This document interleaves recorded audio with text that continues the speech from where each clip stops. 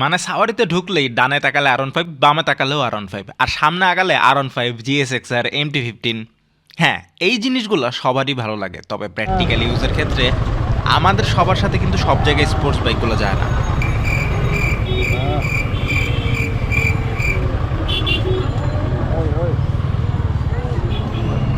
প্রতিদিনের অফিস যাত্রা কিংবা এদিক ওদিক যাওয়া আসা করা অথবা রাইড শেয়ারিং করা, সব মিলিয়ে দেখলে এক একজনের জন্য কিন্তু এক এক রকম বাইকের দরকার হয়।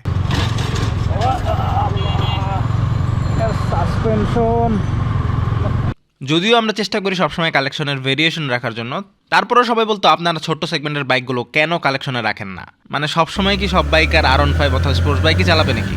মোটেও না। এবং এর জন্যই আজকে আমাদের সাওয়ারিতে আমরা রাইড করব 100 সিসির এই বাইকটা। ও হ্যাঁ, এইটা।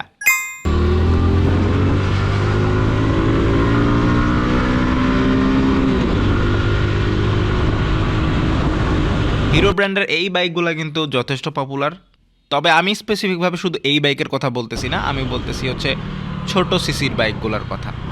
আমরা যতই স্পোর্টস বাইক চালাই না কেন, দিন শেষে সিটির মধ্যে এই বাইকেই আসল কমফোর্ট খুঁজে পাবেন।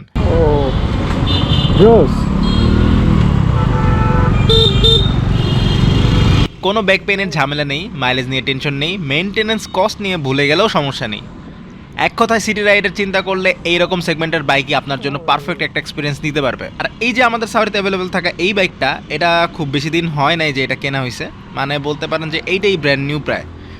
হয়তো আরও অনেক ইউজ শপে আপনি অনেক কম দামে 100 সিসির বাইক কিনতে পারবেন, তবে আপনি যদি ব্র্যান্ড নিউ বাইক কেনার কথা চিন্তা করে থাকেন, হিরো HF ডিলাক্স এখন ব্র্যান্ড নিউ কিনতে গেলে প্রায় 1,06,000 টাকা পড়ে।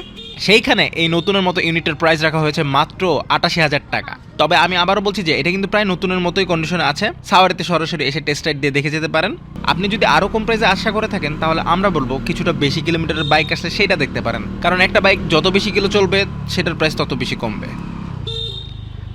তবে ব্র্যান্ড নিউ কেনার ইচ্ছা থাকলে এইটা সাওয়ারিতে এসে আজকেই টেস্ট রাইড দিয়ে দেখবেন, ইনশাল্লাহ পছন্দ হবে।